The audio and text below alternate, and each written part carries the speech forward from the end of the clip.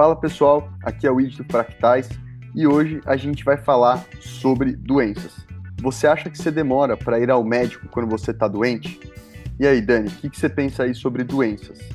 A minha provocação é: a doença te derrota ou você derrota a doença? O que você acha, Lê? Eu também vou fazer uma outra provocação, que é: você tende a apresentar um comportamento dramático quando está doente? A minha provocação vai ser, quando você na verdade sabe que você está doente, o que é doença? Por exemplo, dor de cabeça é doença ou não é doença? Boa. Então, pessoal, bora começar aqui falando sobre isso de você achar que você demora para ir ao médico quando você está doente. Eu vou começar trazendo um ponto de vista meu. Eu demoro muito para ir ao médico. Na verdade, eu sempre acho que nunca é nada demais e que eu tô sendo dramático, eu vou levando aquela dor para frente, para frente, para frente. E um exemplo muito claro disso é que na vez que eu achei que eu tinha quebrado meu dedão, que eu realmente achei que tinha que ir ao hospital, eu descobri que eu tinha quebrado o dedão outras duas vezes já e que estava calcificado. E é muito interessante isso, porque eu lembro desses momentos e de eu ficar segurando essa dor, porque eu não queria nem aceitar que aquilo era alguma coisa. Não sei explicar. Nossa, e de parabéns, hein? Porque vindo de homem, olha, eu tô sendo aqui um pouco julgando vocês, né, meninos? Mas a realidade é que homem, quando fica doente, ele tá com a unha encravada, não precisa quebrar o dedão. Tá a unha encravada, tá, ai meu Deus, tá morrendo, morrendo. Mas homens neurodivergentes são diferentes e eu diria que a gente pode ter questões de hipersensibilidade à dor ou hipossensibilidade à dor e a mesma pessoa pode ter Ah, as é duas verdade. coisas. Então é interessante de pensar isso. E eu ia te perguntar justamente, quando você sentiu isso, você lembra de sentir a dor e conter isso? Ou a dor não era tão grande, você sentiu um desconforto? Porque às vezes pode ter esse lado também. E aí você não valorizou essa fratura como tal. É que essa é a É. questão, né? Eu nunca sei se é o. Nunca sei como medir dor, porque ninguém tá dentro de mim para falar exatamente a dor que eu tô sentindo. Então, na hora, aquilo podia ser muito, mas para mim era suportável, entendeu? Eu sempre vou indo no limite suportável, e é justamente nessa linha que eu nunca sei se eu tô sendo fresco ou algo do tipo. E eu sinto que isso se relaciona muito hoje com o meu autismo, com a minha neurodivergência, no sentido de que eu tenho muito medo de me demonstrar frágil ultimamente. E eu não tinha tanto esse medo. E acho que quando eu tô doente, eu nunca quero ir até o hospital, ir até esses lugares, que eu sempre vou ter que me confrontar com pessoas muito 8 ou 80, digamos assim, né? Muito médico que fala é isso que você tem e cheio de verdades absolutas. E eu tenho meio que uma aversão assim a essa hierarquia, essa coisa de entrar no sistema, sabe? Então, eu sempre tento levar pra frente o máximo possível quando eu tô doente. Você não quer depender dos médicos também, o que não é tão ruim assim, É, né? exato. Isso responde até a pergunta do Felipe, né? Um pouco assim, tipo, que momento então você percebe que você tá doente? E eu fiz essa pergunta porque eu acho muito engraçado que tem uma coisa nova, que pra mim é nova, porque eu nunca tinha ouvido falar, que é tipo princípio de doença. Então eu vejo muita gente falando, não, eu não vou hoje porque eu tô com princípio de gripe. Aí eu falo, cara, mas princípio é doença? Porque, tipo, pra mim não é doença, tipo, você tá com princípio, é tipo futurismo só. Ou tipo, acordei muito mal, não vou no trabalho hoje.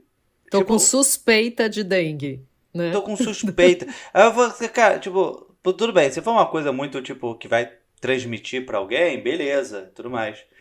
Mas eu fui criado, acho que mais do que carenta no trabalho, que você só faltava o trabalho quando estivesse morrendo. Não que isso estivesse certo, Eu mas, também. tipo assim, até pós-Covid isso melhorou um pouco. Mas, tipo assim, eu acho muito engraçado pessoas. E aí eu uso o trabalho em si, ou até, tipo, escola das crianças, tudo, tipo assim, que as pessoas tendem a faltar por coisas que pra mim ainda não é doença. É, tipo, ainda não chegou na doença. Quando isso é doença, beleza. Mas, tipo, dor de cabeça, depende também da dor de cabeça pra você voltar ao trabalho, sabe? Eu acho que hoje as pessoas, eu acho que não sei nem se existe pesquisa disso, mas eu acho que hoje a definição de doença tá muito mais. Ela é muito mais maior, assim, tipo, qualquer coisa já é doença do que era quando eu era mais novo, sabe? Então, eu acho que. Não sei se existe Para o bem e pesquisa para para o isso, mal, mas eu, talvez, eu nesse até sentido, brinco né? que. Hã? para o bem e para o mal nesse sentido, porque pode haver um Sim, exagero sim, tanto sim. em esconder quanto em revelar talvez coisas que não sejam ainda, né, alguma síndrome clara, tal. Desculpa, Fê, te cortei aí. Não, eu acho engraçado, porque pra mim esse negócio do princípio é muito engraçado, porque eu ouço isso direto. Tô com Uhum. princípio de gripe. Então, Ah, eu agora falo. que vocês colocaram o outro nessa conversa, pra mim veio uma coisa que é muito isso, assim. Eu sempre acho que as pessoas vão achar que não é nada demais. E eu fico com medo de falar, sabe? De Eu justamente sou essa pensar nisso pessoa, que você então, falou, provavelmente. Fê. De alguém pegar e falar assim, será que ele realmente tá mal a ponto de não ir trabalhar? Né? E eu fico, nossa, onde que é essa linha, né? Às vezes eu me pego falando, pô, o trabalho, ele tinha que ser confortável, eu tinha que estar bem, 100% e tal. Então, se eu tô mal, eu tenho que repousar. Onde que mora essa linha? E pra mim é muito difícil entender ela. Eu ia só trazer um comentário, porque assim, a gente está falando de doença num termo grande aqui e amplo, e a gente começou a falar aqui de acidente, de quebrar dedão, de repente pegar uma infecção e tal. Então a gente poderia já pensar assim: tem essa doença que é acidental, a gente tá sadio, saudável, e de repente algo acontece abruptamente e a coisa se produz ali, uma fratura, um acidente, uma infecção, coisas nessa linha, e ainda assim isso pode gerar um efeito, né, um adoecimento do nosso corpo, ou um outro adoecimento do nosso cérebro nesse sentido de se manifestar como uma doença mental, que a gente também não está trazendo aqui isso. A gente falou doença, já supondo que a gente ia falar aqui da nossa relação só com as Verdade. doenças somáticas. E a gente também poderia pensar em relação a essa questão do adoecimento mental, como é que a gente lida com isso, se a gente também tem esse mesmo nível de não querer compartilhar os problemas, que acho que isso é uma característica bem típica das neurodivergências mesmo, das altas habilidades, de querer resolver as coisas sozinho, não querer compartilhar o problema, não querer ser um peso para o outro, não querer ficar dividindo com o outro, porque a gente também nem sabe se o outro está afim de ouvir as nossas chorumelas e tal. E eu tenho uma experiência também com isso que eu acho que mudou muito ao longo da vida, assim. Eu não fiquei muitas vezes doente na minha vida, ainda bem, deixa eu bater aqui na madeira e tal, mas eu lembro, por exemplo, quando eu era criança e eu atropelei um carro com a minha bicicleta, né? Verdade seja dito, o carro estava parado na esquina, eu segui reto no freio e bati no carro, fraturei minha tíbia, que eu nem lembro qual era, inclusive, se era esquerda ou direita. Isso me gerou, inclusive, um encurtamento, eu tenho uma perna que é mais curta que a outra, e eu lembro que eu esperneava, gritava, achando que eu fosse morrer, eu não queria ir para o hospital e tal. Depois, as outras vezes que eu fiquei doente, na minha vida, coisas de infecção e tal, geralmente eu tinha uma reação que era bem, assim, ou era muito intensa mesmo, mas eu geralmente tendo a não reclamar tanto, assim. É curioso. E não me queixo muito. E prefiro também me cuidar sozinho. Não gosto dessa questão de falar com os meus colegas, de procurar, e até brinco assim, falando assim, ainda bem que eu fiz medicina para poder me cuidar na maior parte do tempo sozinho. Assim, claro que tem horas que não dá, você tem que ter uma avaliação, um diagnóstico. Mas fala aí, Di. Tem um pensamento que vem me pegando muito ultimamente, que eu tenho muito medo de começar a ficar dependente das pessoas, sabe? E ficando velho, né? E começar a ter mais doenças e condições Ai. que eu preciso de apoio. Porque é isso, né? Uma vez, eu não sei quanto a vocês, mas eu tô num momento que eu tô entendendo a minha neurodivergência cada vez mais. E parte desse entendimento, muitas vezes eu ficar mais fechado, tipo, me sentir mais diferente do outro. E é muito complicado quando você se sente descolado do outro, do mundo, mas você precisa do cuidado físico desse mundo. Eu não sei como eu vou reagir a isso, sabe? E Uhum, eu não uhum. sei se esse pensamento acomete vocês. Você fala de uma perda de autonomia nesse sentido, e de falar, putz, quanto mais você envelhece, mais coisa aparece, mais você precisa desse sistema social em que a gente está inserido e cujo sistema e onde está o sistema médico também, né? Cada vez Uhum, mais depender daquilo que te oprimiu muitas maneiras, que é o mundo uhum, comum, né? O mundo do dia a dia, o mundo normal. uhum. Ser dependente disso. Que, É, pô, eu não sei acho que você quanto a foi vocês, longe. mas eu sinto muito que eu tô lutando contra isso na minha vida.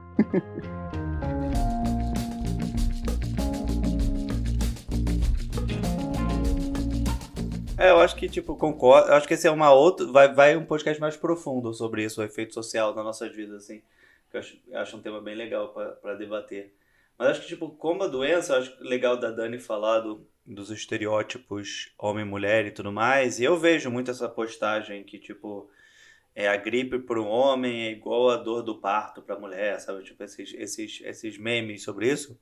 E eu acho meio cômico, porque, tipo assim, é a coisa mais longe da realidade pra mim, assim. É, e eu acho que também tem um quê de motivação. Mas, tipo assim, eu me recuso a ficar doente, tipo, intensamente. Se eu tô gripado, alguma doença, ou dor de cabeça, tudo, eu mantenho a minha vida normal. Eu raramente deixo de fazer alguma coisa por causa de doença. Então eu tenho essa coisa, acho que desde pequeno, de, tipo, recusar aquele status quo. A única coisa que hoje, mais velho, eu tô aceitando é quando eu tô um pouco machucado com alguma coisa, eu acho que pode afetar, é meu medo recente, já há um tempo, que pode me afetar, que eu posso me machucar mais sério, aí não poder mais jogar bola ou fazer alguma coisa assim, uma coisa mais física, aí eu tomo muito cuidado. Então, por exemplo, agora eu tô com uma dor no pé, e aí o cara falou 10 dias sem jogar, e eu vou ficar certinho os 10 dias sem jogar, ainda vou treinar, tipo assim, fazendo físio e tudo, porque essa é uma coisa que me preocupa muito. Tipo, gripe, febre, essas coisas, eu sei que vai durar 3 4 dias e acabar e passou, sabe? O meu medo Não, mais mas são... alto lá, em É. gripe é diferente. A gente usa a palavra gripe para falar, às vezes, de infecção das vias aéreas superiores por rinovírus, por vírus sensicial respiratório, que são vírus mais simples. O vírus da gripe é extremamente agressivo e pode matar. Senão a gente fica chamando de gripezinha e a Ah, gente tem não, que tomar sim, cuidado. tá. Mas eu entendi o que você falou. Você falou de uma infecção viral, um resfriado, alguma coisa nessa É, linha. essas coisas que Só para a duram gente não 3 4 confundir o dias. nosso ouvinte É. aqui.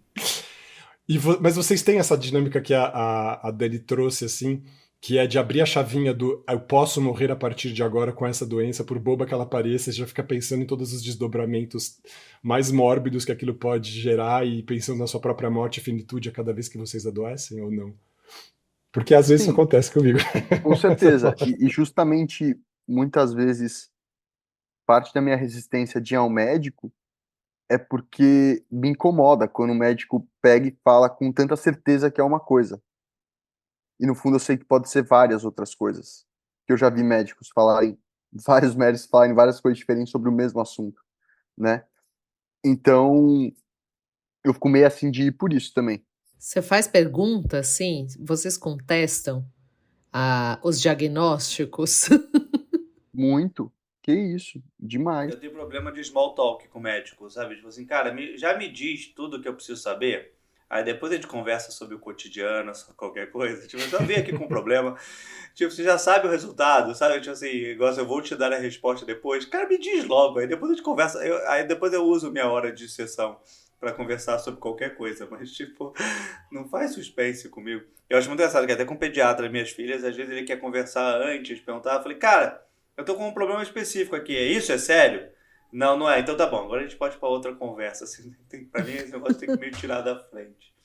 Dessas coisas. Mas um comentário engraçado, mudando um pouco, pra mim tinha uma coisa desse negócio de hospital em relação a Rio e São Paulo.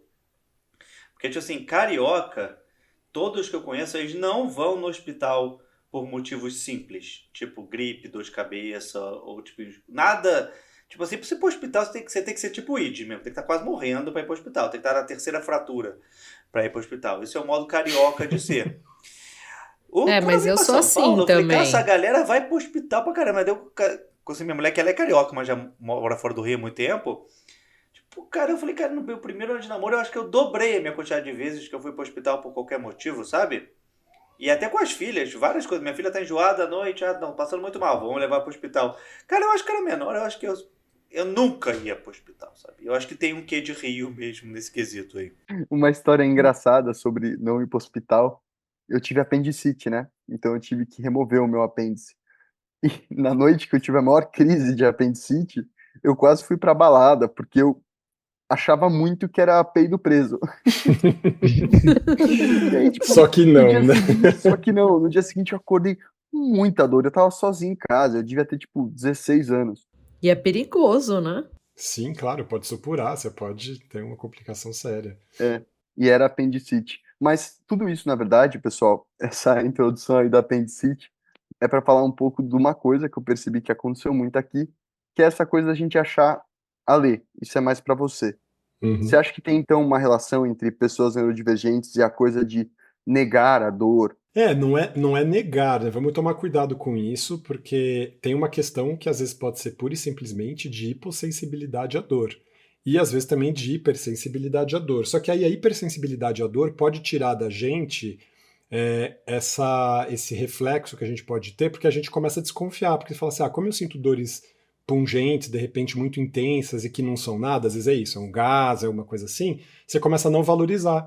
Porque você está sentindo aqueles sinais o tempo inteiro, e aí a hora que aquilo começa a ficar mais presente, aí você fala, putz, tá vários dias, né? Ou alguma outra pessoa vai falar para você, cara, vai olhar isso. Mas acho que também acaba gerando esse outro efeito de desconfiança que a gente tem com a nossa própria sensação. Porque é tanto, eu não sei, eu fico sentindo coisas no corpo o tempo inteiro, nesse sentido dos gases, assim, o borborigma, assim, o gás passando dentro do meu intestino eu sinto, às vezes dá umas fisgadas e não sei o quê, então eu fico imaginando que eu ia provavelmente fazer a mesma coisa que você falar, não, é só um peido retido aqui, qualquer coisa nessa linha e tal. E às vezes não.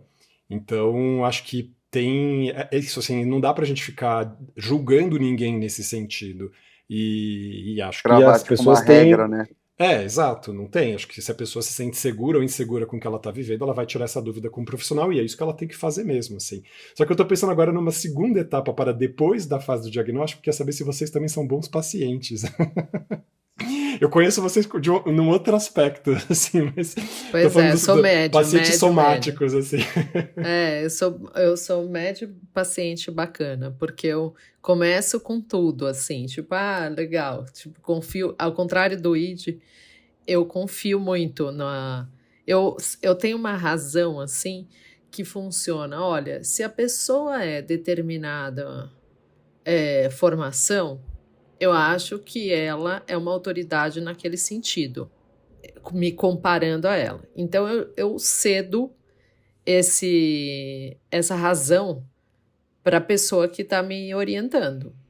Tipo, eu não sou a pessoa que vai, porque fica discutindo com você, Ale. Tipo, você fala assim, então você tá com isso e fala assim, não, não tô não, porque não sei o que, eu posso falar, não, não é isso que eu tô sentindo, tal, mas eu não debato o diagnóstico no primeiro momento. Só que se no momento que eu vou fazendo um tratamento, assim, uma coisa não vai funcionando muito do jeito que eu esperava que funcionasse, aí eu já vou ficando um paciente um pouco complicado. Porque eu já vou, putz, e aí eu sou super contra remédio, assim, eu sempre acho que é o remédio que tá me fazendo alguma coisa, entendeu? Assim, putz, esse remédio é que tá isso, esse remédio que tá Puxou um tema aquilo. legal. Tipo, não muda esse tema, que é um tema legal. Como vocês são com remédios? Porque acho que esse é um tema interessante.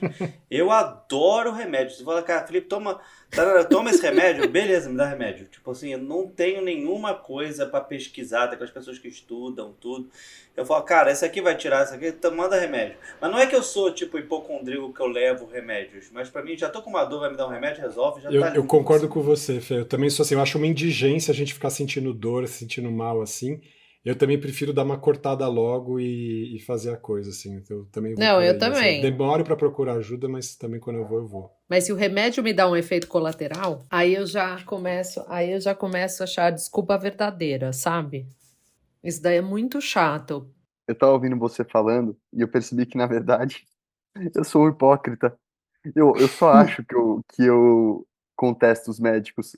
Isso, já conectando com o episódio da crise de identidade, talvez seja uma das razões pela qual eu tenho dificuldade de entender minha identidade. Mas por que que eu falo que eu sou um hipócrita? Meu primeiro diagnóstico foi de bipolaridade. Eu tomei antipsicótico, antidepressivo, e essa dosagem foi sendo aumentada, porque o remédio não fazia efeito.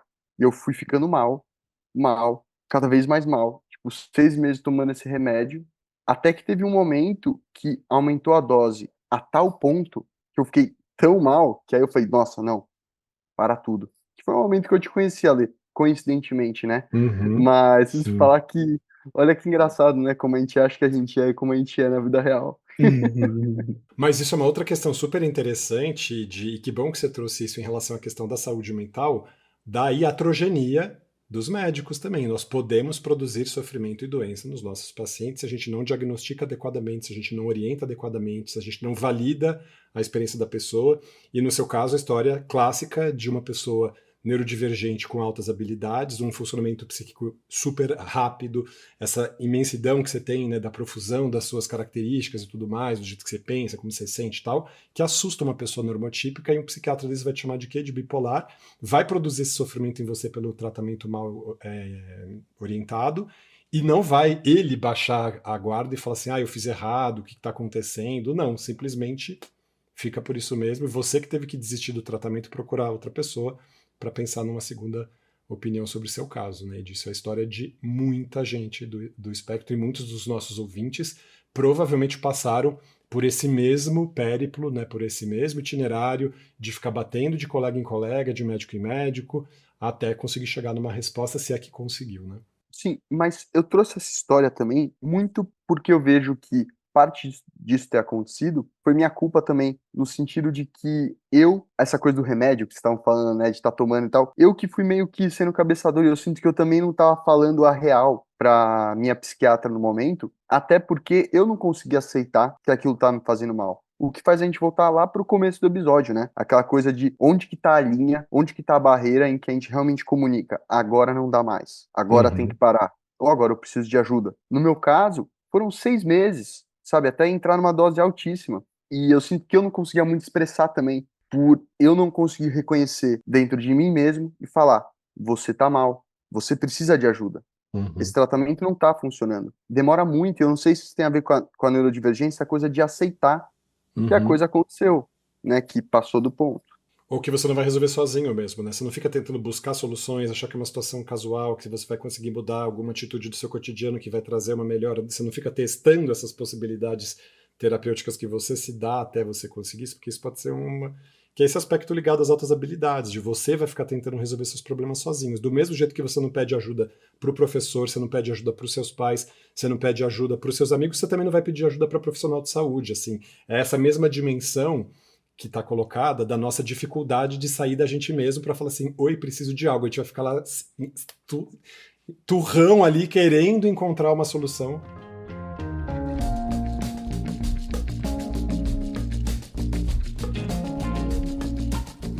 Eu tenho uma definição diferente dessa.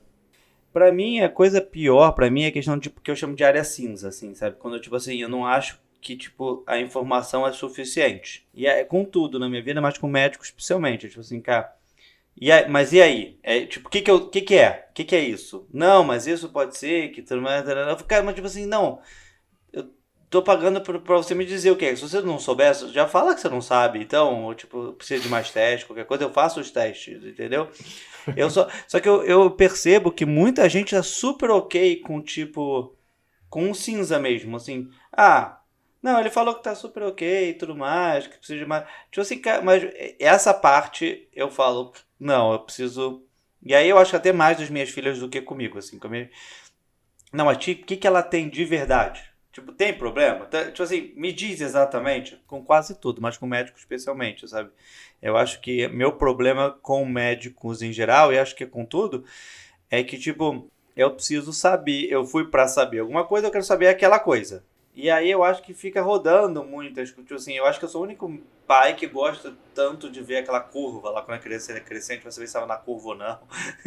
Cabeça da O criança. percentil de Não, tipo crescimento, aquela assim, coisa toda. e tipo Uhum. assim, eu faço que, tipo assim, mas uma coisa engraçada disso de médico e de autoridade, eu não uso fio dental. Acho que não é uma coisa que eu deveria falar aqui, mas tipo assim, eu não uso. E sempre que eu vou no dentista, tem aquela conversa, não é sobre doença, mas é sobre médicos. E tem sempre aquela doença, a conversa no final, que ele fala assim: ah, não, mas como tá seu uso de fio dental? Eu falei, cara, você vai falar, eu sei que é importante, mas eu não vou usar, sabe? Tipo não passou da fase, não vou conseguir ser convencido. Aí ele fala, não, mas você sabe que. Eu falei assim, mas tipo, eu posso dizer que eu vou usar, mas eu não vou usar. Então, tipo assim, eu não quero mentir pra você. Aí fica nessa conversa, sabe? Sobre essas coisas. Tipo, nutricionista. Você comer mais legumes. Eu não gosto. Não vou comer, sabe? Já tô com 40 anos. Isso que você trouxe é interessante porque se relaciona à coisa da doença e de buscar ajuda, porque muitas vezes a ajuda para muitas coisas que a gente está passando envolve alterações na nossa rotina, né? Uhum. E a Perfeito. gente tem muita dificuldade de alterar essas coisas, por mais que a gente saiba que aquilo vai ser bom pra gente. E esse é um ponto muito importante de se falar, pelo menos eu posso falar da minha neurodivergência, que pra mim é muito mais difícil mudar certas coisas do que para os outros, tá? E isso é uma característica que ela se manifesta também no âmbito das doenças, né? Que é justamente entender que você tem que mudar a sua alimentação, ou que você tem que passar fio dental, é, e quando você falou como você fala com a dentista, a minha comigo é igual, tá? Sempre quando eu vou no dentista é a mesma coisa, você precisa fazer tal e tal coisa, e eu sempre falo, então, eu não vou mentir pra você, eu não vou fazer. Ou também tem um outro cenário que é engraçado, que conversa com a neurodivergência, que é, eu falo assim, eu vou fazer. E naquela hora, quando eu tô falando aquilo, eu tô acreditando muito que eu vou mudar, sabe? E aí depois eu só não mudo. Que é um pouco da gente falou daquela coisa da Simplesmente não mentira, ou consegue. de acreditar na mentira, assim. Na hora, por alguma razão, minha cabeça ela conspira, fala, não, isso vai acontecer muito. E aí, chega na hora de realmente implementar na rotina, nada acontece. E eu queria fazer um comentário sobre a sua fala em relação à fase que você estava fazendo o seu diagnóstico ali inicial, a possibilidade do bipolar, e de como você não reagiu à sua medicação, e lembrar aqui que muitas vezes, em relação principalmente à utilização de psicoativos, de psicotrópicos, medicação psiquiátrica, as pessoas neurodivergentes não respondem da mesma maneira que as pessoas normotípicas. E isso justifica, né, e acaba explicando uma série de fracassos de tratamentos medicamentosos frustrados. E também a gente não tem que pensar que as questões de saúde mental devam se resolver simplesmente com o uso de medicação. Ninguém aqui está dizendo que não é necessário, de jeito nenhum. Sim, pode ser necessário e muito necessário em uma diversidade de situações, mas tem isso, essa implicação com alimentação, com hidratação, com qualidade do sono, com atividade física, e aí a gente esbarra nessa questão que acho que não só as pessoas neurodivergentes, acho que as pessoas normotípicas também têm muita dificuldade de aderir a isso. Mas eu queria também aproveitar para falar mais um pouco sobre neurodivergência e doenças aqui, das doenças mais típicas, assim, das pessoas do espectro. Por exemplo, doenças dermatológicas da ordem das atopias, das alergias, das dermatites, as rinites todas, a asma, as questões que a gente já falou aqui sobre a doença de Ehlers-Danlos, né, a síndrome de Ehlers-Danlos do colágeno, que faz com que a gente tenha uma série de problemas cardíacos, ortopédicos, dermatológicos também. Então tem essa experiência que nos atravessa, que pela própria neurodivergência, não que nos predisponha, mas que vem junto, né, a famosa questão da comorbidade. E também as comorbidades psiquiátricas que a gente já falou aqui em outros episódios, tá? Então também convido as pessoas para ouvirem aí os episódios que a gente trata dessas outras questões. Cara, agora que você falou isso, do meu caso com o remédio, fez tudo muito sentido. Eu até me lembrei meio das consultas, que era isso. Eu tava sempre falando que o remédio não fazia efeito direito, que eu não tava sentindo muita diferença. Aí a dose foi aumentando, aumentando, aumentando, até um ponto que, quando eu senti a diferença, foi literalmente me derrubou. Foi tipo, buf, não tinha como negar aquilo. E talvez isso tenha a ver com isso, né, de pessoas neurodivergentes processarem as coisas diferentes, né, mesmo na questão do TDAH, eu tava falando com você sobre o Venvance, que processa muito diferente da minha mãe, por exemplo. Ela tomou uma quantidade muito menor e não conseguiu dormir à noite. Eu tomo uma dose que é o dobro da dela, isso não influencia no meu sono, né? Tem uma questão também que é legal você ter tocado nesse assunto, aproveitar esse momento para falar sobre isso. A utilização de uma medicação no sentido da dosagem, do momento que a gente toma, às vezes tem menos a ver com o quadro que a gente tem, mais a ver com o nosso metabolismo. Então, as pessoas têm um metabolismo específico para cada medicação, que não tem a ver com o metabolismo de açúcar, de gordura, de carboidrato, não tem a ver com o metabolismo energético, é o metabolismo do remédio, como que o corpo degrada aquela medicação e elimina aquela medicação, que faz com que a gente tenha certas sensibilidades a alguns remédios e certa tolerância ou certa falta de resposta a alguns outros. Então, às vezes, se seu fígado elimina muito rápido algum remédio, você tem que tomar uma dose mais alta. Se ele elimina muito devagar, se ele metaboliza muito devagar, você tem que tomar uma dose mais baixa. Então, isso é uma coisa interessante que você está trazendo, porque eu lido com isso muito no consultório, essa dúvida que as pessoas têm, pô, por que eu estou tomando uma dose tão alta do remédio? Não é porque o seu quadro é grave, mas é porque você tem um fígado que trabalha muito, então você tem que tomar uma dose mais alta do remédio para ele poder chegar numa concentração na sua circulação sanguínea para ele poder ser ativo. Então, isso também é uma questão bastante interessante. E aí você vê as nuances todas que a gente tem que lidar na nossa prática para conseguir acertar o tratamento de alguém, né? E agora você me deu todas as argumentações para eu questionar todas as pessoas daqui para frente. Todos os médicos. Não, e existe um exame genético que faz mesmo esse mapeamento de como a gente metaboliza os medicamentos, sejam psiquiátricos ou cardiológicos. É verdade. No meu da Genera oncologia. tem umas coisas, mas eu acho que não são para esses, mas tem tipo para ácido acetilsalicílico, Aspirina, essas coisas assim. aspirina e tem acho que de diabetes, né? Tem umas coisas assim.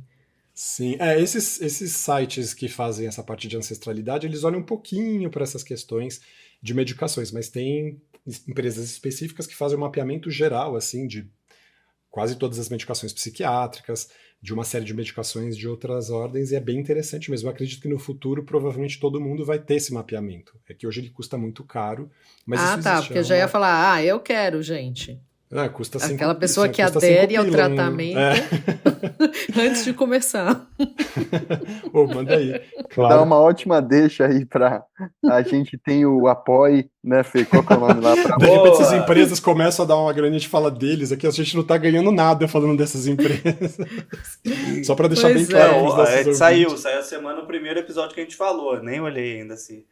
Mas é apoia.se/fractais. Aceitamos qualquer ajuda. Pra gente é muito importante isso, porque é uma coisa que a gente faz, a gente quer divulgar para mais gente. O nosso episódio já está cada vez crescendo mais, mas tem muita gente que descobre a gente ama receber as mensagens. Acabei de descobrir, estou maratonando, então a gente quer cada vez mais que esse trabalho que a gente faz ajude mais gente, assim. E até em como lidar com doenças. Então, mas isso é uma questão bacana mesmo, de pensar nesse meta-olhar sobre a gente mesmo. A própria criação do Fractais é o modo como a gente lida com doenças. A gente quer saber mais sobre, a gente quer falar sobre, a gente quer entender sobre, e nesse percurso a gente acaba cristalizando discursos, apreensões, visões, ideias que não só nos ajudam, mas ajudam outras pessoas. Eu acho isso incrível, assim, essa questão de como a gente lida com as nossas dificuldades. Isso Tem nos muito de liberta e cura ajuda na outras conversa, pessoas a se né? libertarem também. Acho que isso é legal. Acho que sem perceber ou percebendo, nós 4 aqui, fomos muito curados de algumas coisas ou de algumas questões nossas em nossas conversas, né? Sem uma... Fora as curas que tem essa 1 hora para filosofar e pensar, é tipo uma coisa que dá uma alegria grande e todo mundo precisa de alegria, né? Então... No meu caso, nem sempre, tá? Às vezes eu fico bem triste e reflexivo e muitas das coisas não Mas curam. você precisa de alegria, sim. Mas você vê que isso diz da gente de um engajamento que a gente tem para conosco, no fim das contas, assim, do engajamento que a gente tem com o nosso próprio sofrer, com querer entender mais e tal. E aí, nesse sentido, fala menos dessa displicência da gente não ir procurar, e displicência eu fiz aqui com a mão entre aspas, né? Para a gente não ir procurar médico ou ajuda nesse sentido. E é uma coisa curiosa, porque ao mesmo tempo, com a consciência de que a gente tem uma condição, a gente se engaja naquilo e vai cuidar daquilo. Só que a gente precisa despertar para aquilo, e esse processo de despertar, né, para aquela situação pode demorar muito por causa desse nosso modo mais rígido de lidar com as coisas, da gente só querer uma resposta que caiba e que venha da gente, que a gente tenha encontrado e que a gente tenha pensado numa solução. Então a gente fica nesse embate entre lidar com a nossa rigidez cognitiva mas ao mesmo tempo a gente pode se abrir, se dispor a um engajamento muito grande e uma implicação muito grande. Isso é a história que a gente ouve de muitas pessoas, né? Eu acho muito bonito de ver como... aí voltando aqui para falar da questão do autismo, das neurodivergências e tal, o quanto o engajamento com essa compreensão de si, de um fenômeno da nossa existência, que nem é uma doença, é a própria condição da nossa existência, nos engaja nesse processo de produzir e falar sobre isso, né? Pessoal, já puxando aqui para minha fala final, Vamos terminar. mas eu peguei muito desse assunto, o que, se eu pudesse resumir de alguma maneira, que eu senti muito, é que justamente por a gente ser neurodivergente, e quanto mais consciência você tem do quão diferente você é, mais isso fica intenso, eu sinto medo de ser tratado por instituições que não são como eu, que não se comunicam da maneira que eu me comunico, que se comunicam de uma maneira quadrada, de um protocolo que por muito tempo foi como foi, né? Mas agora, por conta da comunicação como ela é, pessoas que antes tinham mais dificuldade de se expressar estão começando a ter mais facilidade a se encontrar e as coisas vão ganhando valor. Então, eu realmente acho que talvez no futuro esse problema pode ser resolvido dessa dificuldade de ir ao médico, porque justamente a solução foi você, né, Ale? Já fazendo aqui a propaganda para você e o discurso emocional, mas você é esse tipo de médico. Obrigado, Id, pelo carinho, mas eu gosto de falar nesse sentido que pessoas neurodivergentes têm que procurar profissionais neurodivergentes em qualquer área, para que a gente não tenha as nossas queixas reportadas a algum outro fenômeno que está nos olhos daquela outra pessoa que não tem nada a ver com o que a gente está vivendo. Porque as nossas queixas são diminuídas, menosprezadas, desprezadas, transformadas em uma outra queixa, e a gente não é ouvido nas nossas necessidades, naquilo que a gente está vivendo. Então, profissionais neurodivergentes, eles já têm essa sensibilidade própria porque eles já estão dados a essa condição também e tem espero que tenham, né? Também quem não é garantia que a pessoa tem lá o selo de grande orelha, de boa orelha. De sem viés, né? No bias. Exatamente, mas acho que é uma questão que eu sempre trago essa fala, assim, quando eu vou ter alguma palestra, alguma coisa nesse sentido, de defender essa questão, da gente ser cuidado pelos nossos. Olha, aliás, eu já vou fazer um spoiler aqui, que a gente pode trazer um tema para a gente falar de inteligência artificial e neurodivergência. Como é que isso está sendo construído, né? Uau! Será que eles vão conseguir chegar no nível de fractalização que a gente chega e as inteligências se divertem e se embevecem do próprio pensamento como nós fazemos? Aqueles assim, né? Não, e quem está alimentando essa inteligência artificial, né? Enfim. Sim, e também tem muita coisa de quebrar os intermediários e focar no que você realmente quer dizer, né? Possibilita o discurso, que muitas vezes quem está no lugar que a gente está já vê o produto final. E aí a inteligência artificial, ela facilita chegar nisso. Tira a coisa operacional, né? Ter que fazer cada partezinha. Assunto legal mesmo. Massa. Fê, você queria falar? Você ia falar, a gente te interrompeu? Não, eu ia falar só que esse episódio daqui foi uma dica de um ouvinte que mandou pra gente pelo Instagram, que a gente adora. Aí eu fui ver o nome, na verdade não tem nome, é Concurseira Perseverante, tipo, um perfil no Instagram. Não sei seu nome. Boa. Esperamos que a essa altura, então, ela já tenha falou, ele passado soltou, se for do interesse do grupo, que seria como vocês se sentem quando estão doentes. E a gente aqui gravando. Então, ouvimos as nossas mensagens, adoramos recebê-las. E então, aqui embaixo, até no próprio podcast, dê dicas e sugestões pra gente de programas, episódios que vocês acham interessante, ou postem pra gente no Instagram, que a gente adora ver. Um abraço. É isso aí, pessoal. Um grande abraço pra todos. Um beijo, gente. Até a próxima.